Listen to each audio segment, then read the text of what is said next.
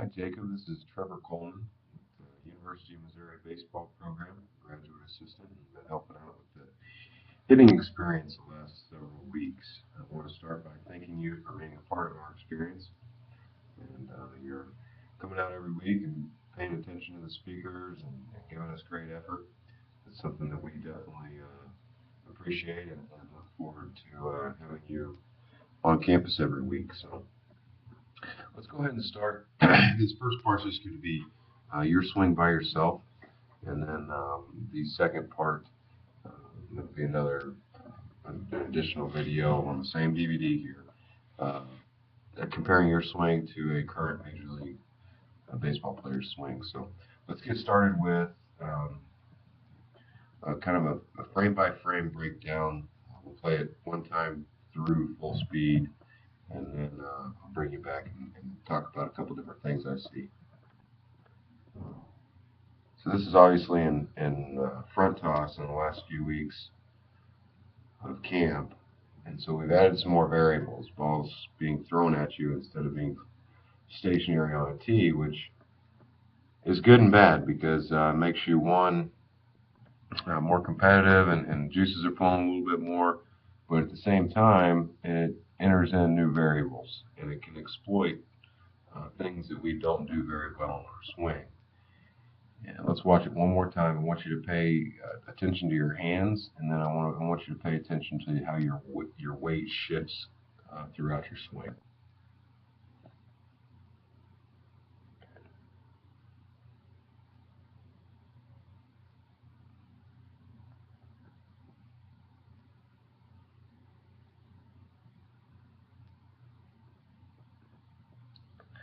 Okay, so let's go ahead and take it back.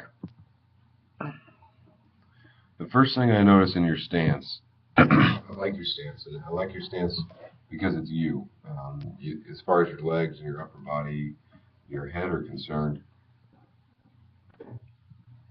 you seem to have a good grasp of where you need to be in order to be effective.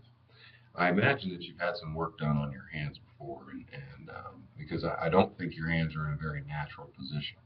I think somebody has helped you along the way to get your hands back there. I think that I know that they're right. Your hands need to get back there. However, we need to be able to create rhythm, because right now I would classify you as what I would call a dead-handed hitter, which means your hands here, they have no backward load. They're already back. They're probably to a place that they need to start from when we get to our launch position, which is our post-stride position. But if our hands don't have any rhythm to get back with, they're going to be starting from scratch when they go forward.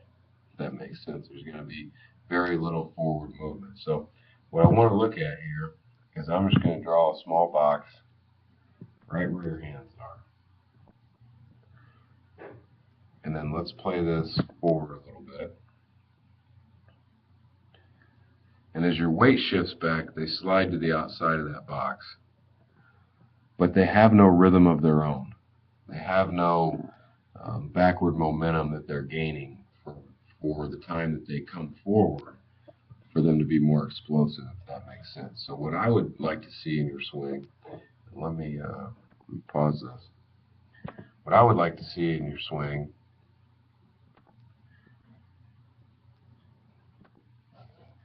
is for your hands to start, let me see here, not so far back. I'm thinking maybe kind of right in, oops, right in this area off your back shoulder. Let them get to the point where they're back there as far as they are. Let them go ahead and work from here back. But I would suggest you need to start them here. And that's what that's going to help us do is more consistently be on time with the pitch. Right now, like I said, we're starting from scratch. It's just dead and then go. And that's really hard to get on time with. You have to be absolutely perfect. If you have some rhythm to get back with, and then they go, and I'll show you that here in a minute on the second part of the video. But let's watch this again. This is the second swing of this one. And I'll show you again how your hands are kind of dead to start with.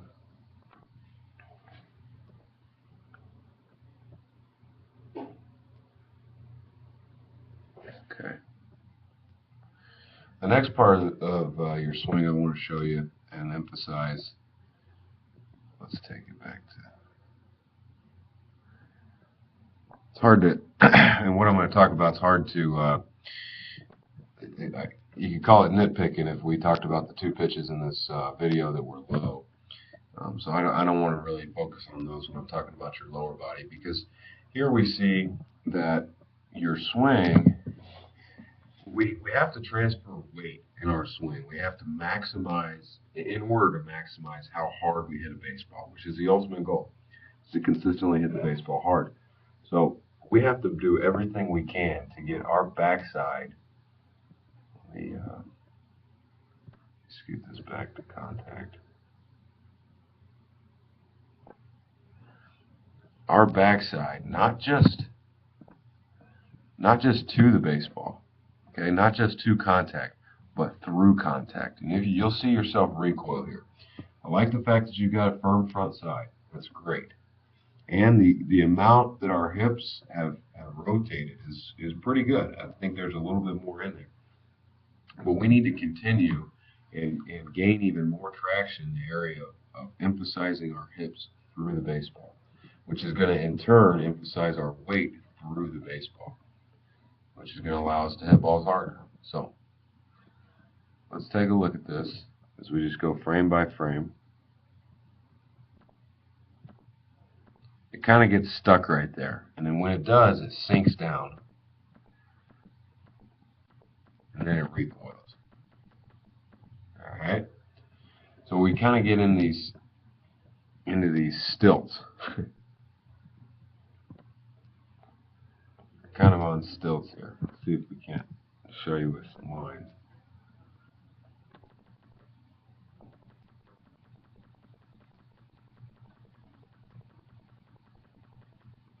Okay. So as we go to swing, our front side firms up. That's great. But we don't ever get fully through the baseball with our backside. We're still hanging back on this back foot. Okay?